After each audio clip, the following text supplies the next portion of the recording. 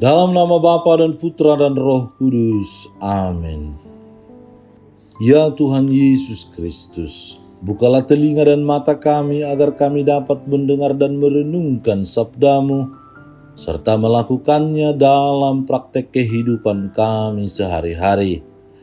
Cerahkanlah pikiran dan pemahaman kami dengan bantuan Roh Kudus-Mu, sehingga kami tidak hanya mendengarkan sabda-Mu, tetapi juga mampu mewujud nyatakannya konkret dalam pertobatan kami di masa Prapaskah ini, dan membuat kami semakin kudus dan semakin sama dengan Engkau Allah Bapa kami yang adalah kudus, sehingga kami dapat mencicipi keselamatan di dunia ini dan kebahagiaan kelak bersatu bersama-Mu. Dengan pengantaraan Kristus Tuhan kami yang hidup bersama Dikau dalam persekutuan Roh Kudus Allah kini dan sepanjang segala masa. Amin.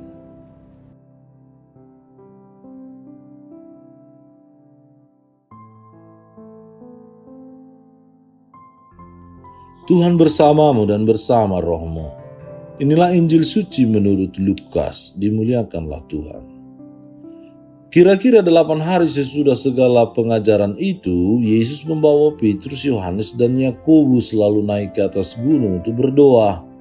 Ketika ia sedang berdoa, rupa wajahnya berubah dan pakaiannya menjadi putih berkilau-kilauan. Dan tampaklah 2 orang berbicara dengan dia, yaitu Musa dan Elia. Keduanya menampakkan diri dalam kemuliaan dan berbicara tentang tujuan kepergiannya yang akan digenapinya di Yerusalem. Sementara itu Petrus dan teman-temannya telah tertidur, dan ketika mereka terbangun mereka melihat Yesus dalam kemuliaannya dan kedua orang yang berdiri di dekatnya itu. Dan ketika kedua orang itu hendak meninggalkan Yesus, Petrus berkata kepadanya, "Guru, betapa bahagianya kami berada di tempat ini.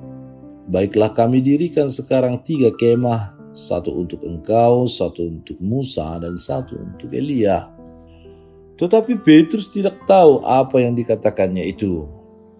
Sementara ia berkata demikian, datanglah awan menerangi mereka. Dan ketika mereka masuk ke dalam awan itu, takutlah mereka. Maka terdengarlah suara dari dalam awan itu yang berkata, "Inilah anakku yang kupilih, dengarkanlah dia."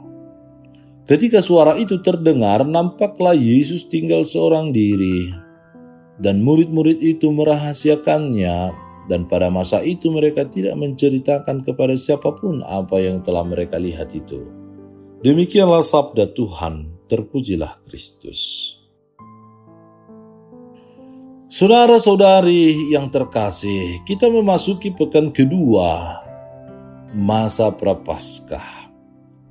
Pada hari Minggu ini permenungan kita berfokus pada Yesus yang bertransfigurasi atau yang berubah rupa di atas gunung.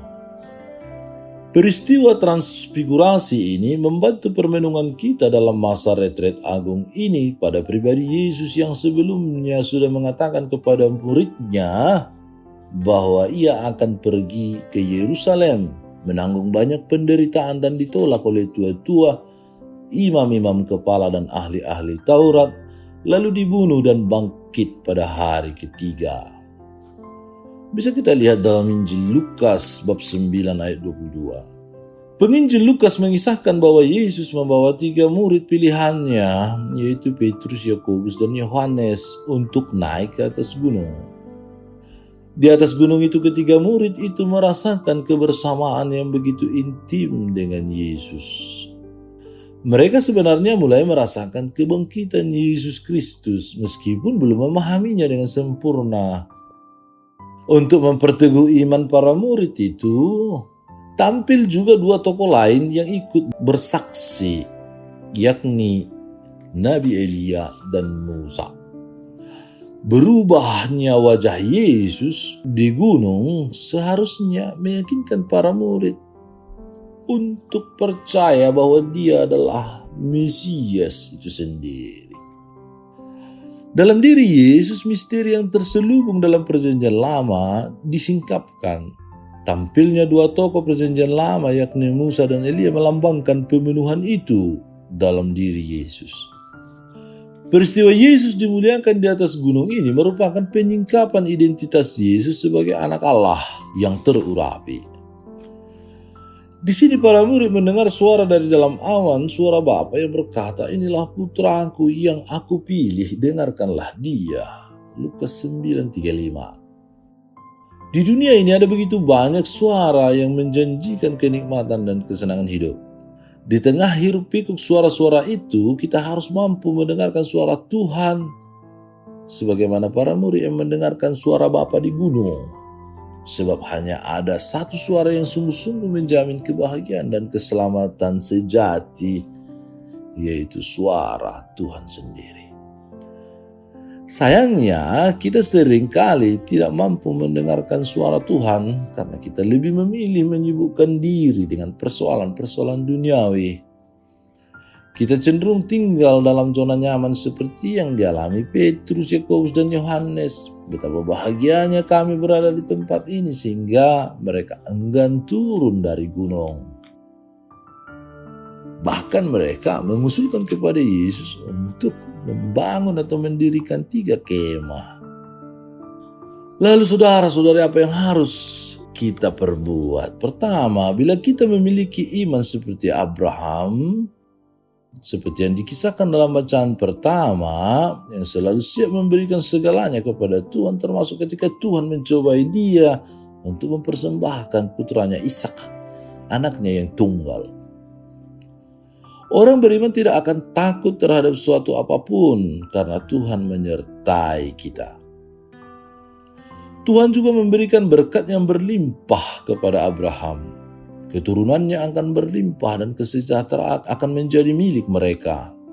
Kita tidak perlu takut karena Tuhan ada di pihak kita. Pada hari Minggu Prapaskah kedua ini, marilah kita berusaha untuk semakin mencintai dan mendengarkan Yesus. Dia adalah anak yang dikasihi Bapa, dan Bapa menghendaki supaya kita mendengarkan Dia. Maukah kita untuk selalu mendengarkan Yesus dalam hidup kita sehari-hari? Yang kedua, sikap para murid menjadi teladan bagaimana kita pun harus merasa gentar, terpesona, bahagia saat memandang Yesus dalam kemuliaannya. Di zaman ini kapan dan di mana kita melihat Yesus dalam kemuliaannya? Kita bisa melihat dan berjumpa dengan Yesus terkhusus di dalam perayaan Ekaristi. Dalam perayaan Ekaristi kita bisa melihat, merasakan kasih dan memperoleh keselamatan. Ekaristi itu memampukan kita untuk mengatakan, "Ya Tuhanku dan Allahku," dalam suasana keterpesonaan, kekaguman akan sosok Yesus yang amat mulia. Tremendum et pasinosum, takut dan gemetar, sekaligus kagum, terpesona. Selama ini bagaimana kita menghayati perayaan Ekaristi? Apakah kita mengalami tremendum et pasinosum, takut sekaligus gemetar, kagum, dan terpesona?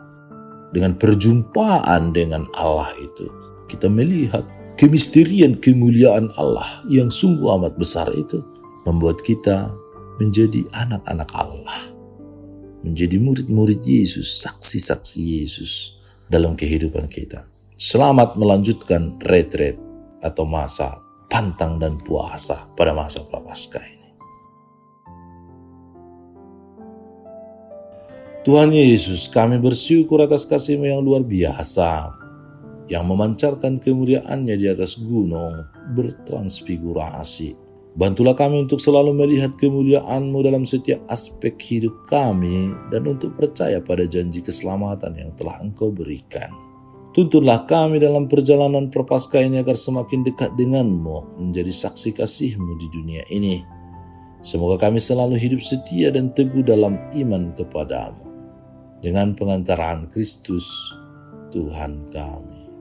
Tuhan bersama-Mu dan bersama Roh-Mu. Semoga saudara sekalian dilindungi, dibimbing, dan diberkati oleh Allah yang Maha Kuasa, Bapa dan Putra dan Roh Kudus. Amin. Allah Bapa kami, penuntun kehidupan. Engkau telah menuntun Abraham menuju tanah terjanji. Engkau juga menuntun bangsa Israel menuju tanah Yerusalem melalui tangan Musa. Kini kami umat-Mu keuskupan Padang sedang berjalan bersama dalam sinode kefikepan menuju keselamatan yang Engkau janjikan dalam diri Putra-Mu Yesus Kristus.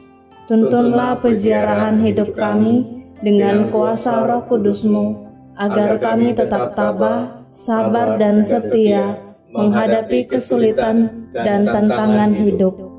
Bimbinglah kami supaya mampu berjalan bersama, saling meneguhkan dalam iman, harapan, dan kasih. Bunda Maria, doakanlah kami putra-putrimu sepanjang sinode kefikepan ini berlangsung. Ya Bapa, Engkau kami sembah dan muliakan, kini dan sepanjang masa. Amin.